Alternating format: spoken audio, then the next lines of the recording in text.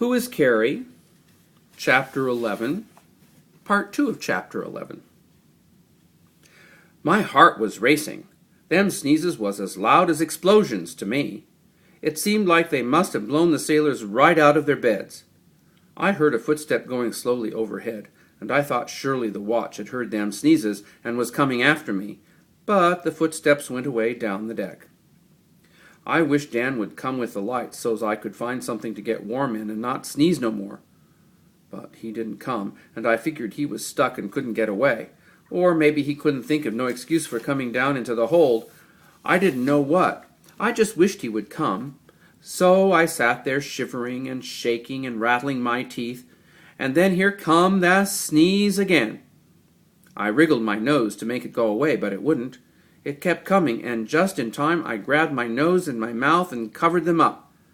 There was 3 of them, just like the last time, and they seemed like explosions again. Still, nobody come. I was about wore out with everything, and I lay down there on the cask, shivering and rattling, and by I fell asleep. I didn't sleep good. I dozed and come half awake and dozed again, and between times dreamed the most awful dreams that the devil was after me, all red with scaly skin and spouting fire out of his mouth, and his eyes red too, like burning coals. Then I woke up. There was a bumping and a creaking and slamming of things above, and the hatch cover was off and light streaming down. I felt just terrible, all hot and soaked in sweat and shaky, and I knew I was mighty sick. Up on deck, they was banging things around. I figured they was getting ready to sail. It wasn't snowing no more, at least there wasn't no snow coming down through the hatchway. The sun seemed pretty bright, and I figured it must be just after sunrise. I dropped down behind the casks where nobody could see me if they looked down the hatchway. I was too sick to worry much about anything.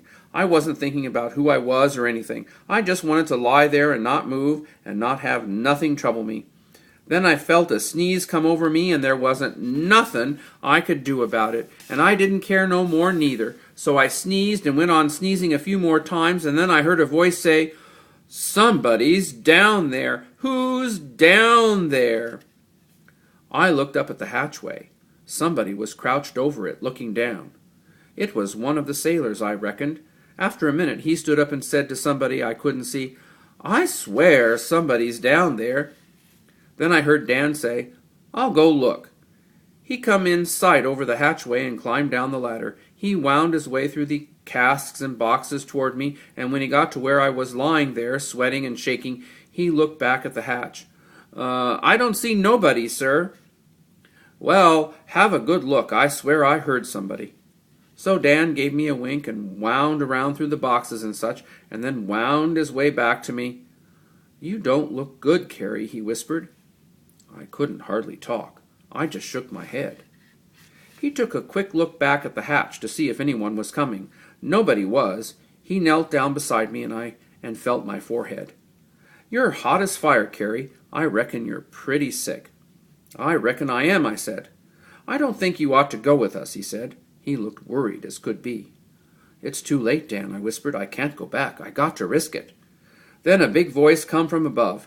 "Who are you talking to down there?" Dan stood up. "I ain't," he started to say, but here comes some man down the ladder. He wound his way over to us. If Dan hadn't been there, he might not have seen me lying behind the cask, but he headed straight for Dan, and in a minute he was standing over me. I closed mine eyes. "Who's this nigger?" "She's mighty sick, mate," Dan said. "I can see that," the mate said. "How'd she come here?" "I know her," Dan said. "She must have followed me along and crept on board last night when nobody was looking." The mate looked down at me. "Come on now," he said. "On your feet." I sat up slowly. "I ain't got no strength, sir," I kind of whispered. "I don't want you sick on this ship," the mate said. "You'll spread it to everybody." Dan grabbed my arm and helped me up. I made it over to the ladder and started up, feeling just terrible. I climbed up the ladder with Dan boosting me along from behind and climbed over the top. Like I figured, the sun was just coming up over Brooklyn and shining bright as fire off the snow. There was so much light I could see ships miles down the harbor, just as sharp as could be. Some sailors was standing around watching. Two of them was black, and I wondered if they was slaves like Dan or free sailors who was earning their own money. I stood there shaking and shivering, and here come Captain Ivers. Captain Ivers stared at me, his face so cold and still. I could see he didn't recognize me. White folks was like that. Finally he said, "Where did you come from? Speak up." I wasn't about to say nothing about Francis Tavern. "I work at the President's mansion." He stared at me some more. "I've seen you before." "Where have I seen you before?" "I don't know, sir. I don't think so, sir."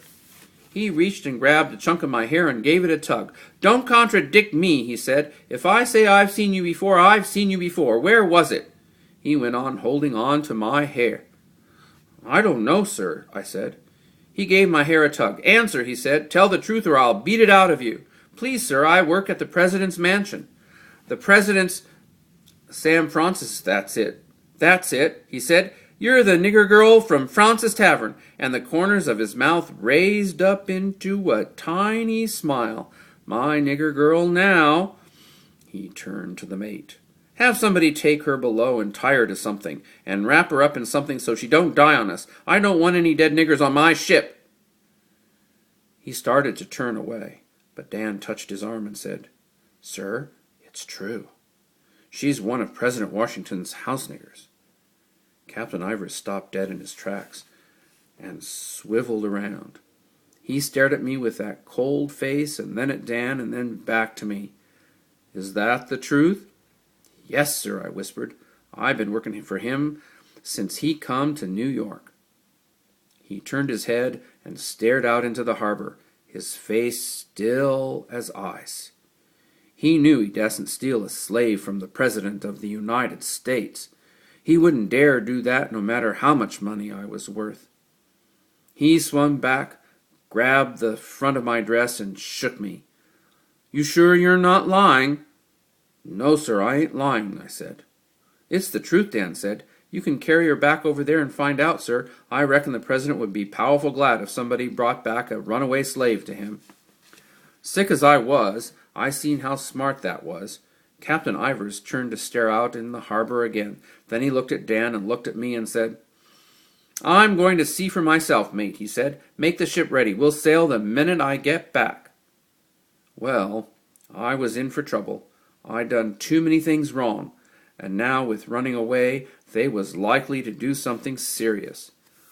But I was too sick to care.